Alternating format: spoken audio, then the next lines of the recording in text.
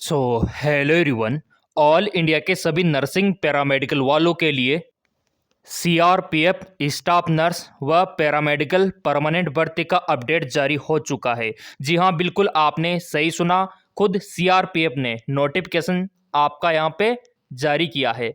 अब यहाँ पे कौन कौन फॉर्म इसका भर सकते हैं और फॉर्म का फीस क्या रहने वाला है, इसके अलावा जो आपके डाउट थे वो सारे यहाँ पे क्लियर होने वाले हैं। जैसे कि आपका यहाँ पे डाउट था कि एएनएम वाले फॉर्म भर सकते हैं क्या, जेएनएम वाले फॉर्म भर सकते हैं क्या, बीएस नर्सिंग वाले फॉर्म भर सकते हैं क्या। इसके अलावा जो आपके डाउट थे कि यहाँ पे हाइट कितना होना चाहिए, चेस्ट कितना होना चाहिए और क्या मेडिकली फिट होना जरूरी भी है या फिर नहीं, ये सारी जानकारी आपको यहाँ पे मिलेगी। कितना वेतन आपको यहाँ पे दिया जाएगा, एज का लिमिट क्या रहने वाला है, जॉब का लोकेशन क्या रहेगा, A to Z सारी जानकारी आपको यहाँ पे मिल जाएगी। अब देखो यहाँ पे पोस्ट क्या क्या रहने वाला है सीआरपीएफ में। और ड्रीम होता है कहीं ना कहीं नर्सिंग पैरामेडिकल वालों का सीआरपीएफ में जाने का, और जाना भी चाहिए क्योंकि सबसे ज़्यादा गवर्नमेंट सुविधाएं वहीं पे होती है। हेड कांस्टेबल नर्सिंग असिस्टेंट का वैकेंसी यहाँ पे रहने वाला है, जहाँ पे मौका मिलेगा जेएनएम और बीएससी नर्सिंग वालों को। ठीक है, तो ये पहला डाउट आपका क्लियर हो गया इस पोस्ट के लिए। और दूसरी जो पोस्ट है वो आपकी हेड कांस्टेबल एएनएम की पोस्ट रहने वाली है। यहाँ पे 12th पास एएनएम कैंडिडेट जिन्होंने एएनएम कर रखा है वो फॉर्म भर सकते हैं किसी भी स्टेट के, चाहे वो राजस्थान के हो, एमपी के हो, यूपी के हो, बिहार के हो, आप कहीं के भी हो फॉर्म भर सकते हो। इसके अलावा और कौन सी पोस्ट यहाँ पे रहने वाली है, कांस्टेबल नर्सिंग असिस्टेंट। यहाँ पे देखो आप सभी को मौका दे दिया सरकार ने, एएनएम वालों को, जेएनएम वालों को और बीएससी नर्सिंग वालों को। अब इस बात के लिए एक लाइक तो बनता है क्योंकि सभी को खुश कर दिया, तो लाइक करके आप भी हमें खुश कर दो। अब देखो यहाँ पे इसका नोटिफिकेशन मैं आपको दिखाऊंगा। पूरा 23 पेज का नोटिफिकेशन सीआरपीएफ ने जारी किया है। ये सीआरपीएफ का नोटिफिकेशन आप देख पा रहे होंगे, ये देखिए। और यहाँ पे देखो आप एएनएम का आपको सबसे पहले दिखाई देगा। जो आपके मन में डाउट था वो क्लियर हो चुका है। साफ साफ सीआरपीएफ नोटिफिकेशन में मेंशन है कि एएनएम वाले फॉर्म भर सकते हैं। और यहाँ पे इनका जो सैलरी रहेगा वो आप जान के हैरान हो जाओगे। एएनएम वालों का सैलरी 81,000 पर मंथ, अधिकतम 81,000 हर महीने अधिकतम सैलरी आपका यहाँ पे रहने वाला है एएनएम का। इसके अलावा देखो यहाँ पे और भी पोस्ट है आपका जेएनएम बीएस नर्सिंग, अभी आपको यहाँ पे दिखा देते हैं ये नोटिफिकेशन। ये देखिए यहाँ पे पैरामेडिकल का भी वैकेंसी है, ईसीजी टेक्नीशियन का भी वैकेंसी है सीआरपीएफ में। और सैलरी तो सबसे ज़्यादा यहाँ पे रखा गया है, ये देखिए, ये आप देख पा रहे होंगे। मेडिकल ऑफिसर का भी पोस्ट यहाँ पे रहने वाला है। अभी इसका पूरा वो दिखा देंगे ब्यौरा आपको। सीआरपीएफ नोटिफिकेशन आप देख पा रहे होंगे ऊपर भी, ये पूरा सीआरपीएफ का ही रहने वाला है। काफ़ी दिनों से इंतज़ार था, तो इंतज़ार की घड़ियाँ ख़त्म हो चुकी है।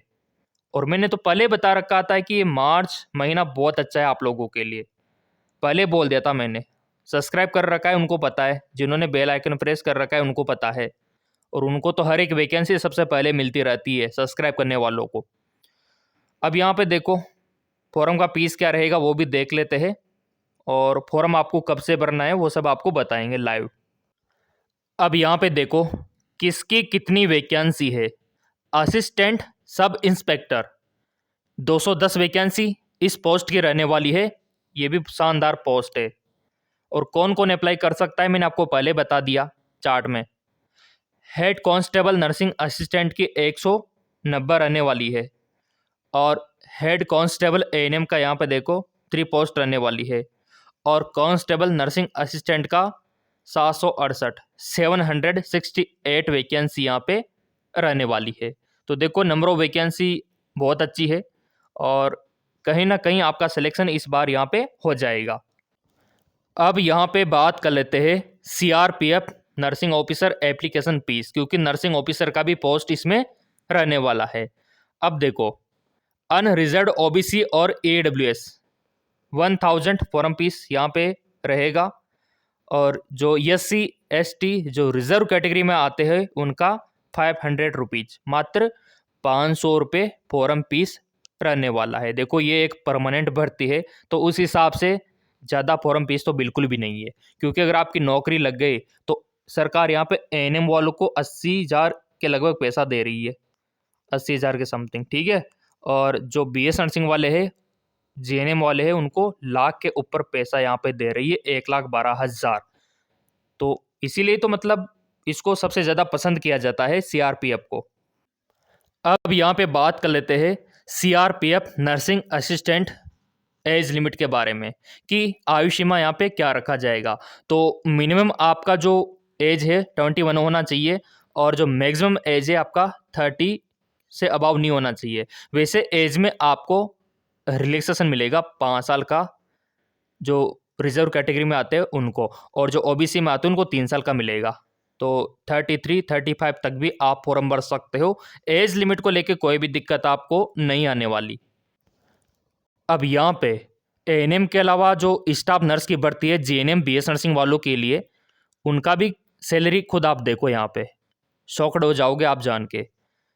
जो सब इंस्पेक्टर स्टाफ नर्स का पद है उसके लिए वेतन है यहाँ पे आप खुद देख सकते हो, ऊपर देखिए। जो सिस्टर इंचार्ज है उनका तो 1,42,000 और जो स्टाफ नर्स है उनका 1,12,000, जैसा कि मैंने आपको बताया था। क्योंकि CRPF में ANM वालों को 80,000 दिया जाता है और स्टाफ नर्स वालों को यहाँ पे 1,12,000। तो जिन्होंने अभी तक लाइक नहीं किया है, इस बात के लिए 1 लाइक तो बनता है। ये खुद जो CRPF का नोटिफिकेशन है उसमें ये बात मेंशन है। अब यहाँ पे बात कर लेते हैं CRPF nursing officer physical standard की कि आपका हेल्थ हाइट क्या होना चाहिए। तो देखो यहाँ पे मेल और फीमेल दोनों के लिए अलग अलग क्राइटेरिया रखा है CRPF ने।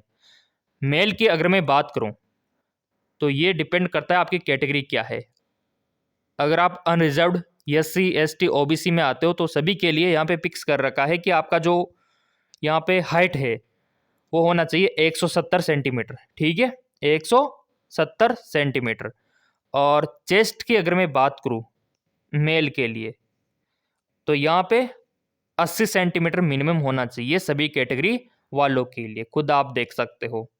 और फीमेल की अगर मैं बात करूँ यहाँ पे फीमेल, तो फीमेल का जो हाइट है वो कम से कम 157 यानी कि 157 सेंटीमीटर हाइट होना चाहिए।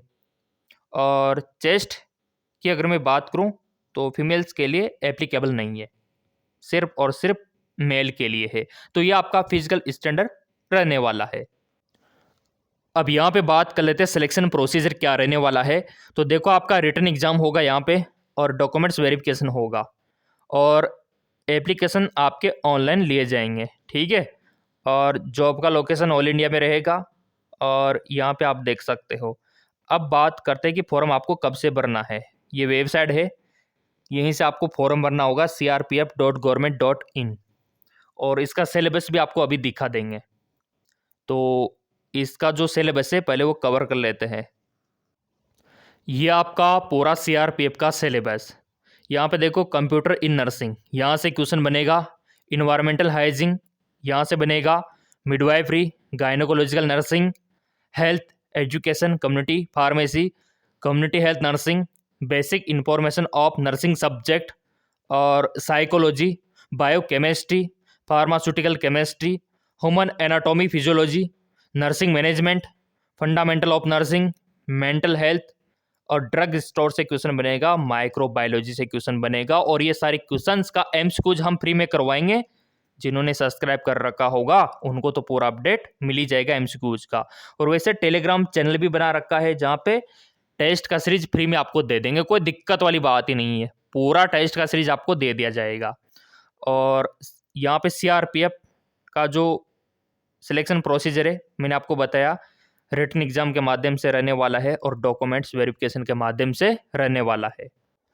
फॉर्म कब से भरना है, देखो ये पूरा इसका PDF, ये कुछ रूल्स बनाए गए थे, ठीक है। ये कुछ गवर्नमेंट के जहाँ पे इसमें जो वैकेंसी इंक्लूड की थी, पुलिस फोर्स हो गया, ठीक है, यहाँ पे आप देख पा रहे होंगे पैरामेडिकल हो गया, है ना, सब इंस्पेक्टर हो गया, ऑपरेशन थिएटर असिस्टेंट, ये बहुत सारी वैकेंसी सीआरपीएफ ने डिसाइड की थी, एक्सरे टेक्नीशियन वगैरह, है ना, सब इंस्पेक्टर मैंने आपको भी बताया। तो ये सारी इसमें इंक्लूडेड है। एएनएम का भी देख सकते हो। ये नोटिफिकेशन तो 2024 में इन्होंने जारी कर दिया था, लेकिन अभी तक फोरम स्टार्ट क्यों नहीं किए, उसका एक कारण है, सबसे बड़ा कारण अभी मैं आपको दिखाऊंगा। ये देख सकते हो, पहले तो आप नोटिफिकेशन, क्योंकि अभी आपने आरआरबी का भी देखा होगा, रेलवे का फॉर्म 2024 में आपके ले गए थे, नोटिफिकेशन भी 2024 में आ गया था, लेकिन अभी वो पेंडिंग है, एग्जाम उसका बकाया है। तो यही कारण अभी मैं आपको दिखाता हूँ उसमें, ताकि आपको ट्रस्ट हो। यहाँ पे आप खुद देख सकते हो, आरआरबी का भी इसी वजह से पेंडिंग है। और यहाँ पे महाकुंभ चल रहा था 2025 में, आपको सबको पता है, पूरे इंडिया में महाकुंभ हो रहा था, सही है ना। तो यही कारण है कि सीआरपीएफ ने उचित नहीं समझा, सीआरपीएफ ने फॉर्म निकालना उचित नहीं समझा। नहीं तो फॉर्म तो आपके अभी अप्रैल, ये आपका जो फरवरी है, सॉरी फरवरी जो महीना है ना, जनवरी फरवरी, इसमें ही निकल जाते सीआरपीएफ के। तो यहाँ पे महाकुंभ के कारण वो निकाल नहीं पाया सीआरपीएफ, और यहाँ पे रेलवे का भी एग्जाम इसी वजह से नहीं हो पाया, साफ साफ लिखा हुआ है। तो अब महाकुंभ खत्म हो चुका है, और अब सीआरपीएफ और आरआरबी का महाकुंभ शुरू हो चुका है, सिंपल। तो अप्रैल महीने में, ऊपर देखो आप, अप्रैल महीने में होगी यहाँ पे सभी परीक्षाएं आरआरबी की, और सीआरपीएफ के भी फॉर्म आपके अप्रैल महीने में ही निकलेंगे, अगले महीने में निकलेंगे। तो सब्सक्राइब कर रखा होगा चैनल, तो ऑब्वियसली बात है सबसे पहले अपडेट आप लोगों को मिल जाएगा। बाकी फॉर्म कब निकलेगा, अगले महीने ही आपका फॉर्म निकलेगा। इसका जो पीडीएफ है और वेबसाइट का जो लिंक है, एमकेएस ब्रो 5 टेलीग्राम पे डाल देंगे, और जो इंपॉर्टेंट एमसीक्यूज है ना, वो भी यहाँ पे डाल देंगे, जो सिलेबस के अकॉर्डिंग यहाँ पे रहने वाले हैं। सिलेबस बहुत इंपॉर्टेंट है, देखो वो सारा सिलेबस यहीं पे आपको मिल जाएगा। एमकेएस ब्रो 5 हमारे टेलीग्राम चैनल बिल्कुल फ्री है, आप ज्वाइन कर सकते हो फ्री में, लिंक डिस्क्रिप्शन में दे रखा है।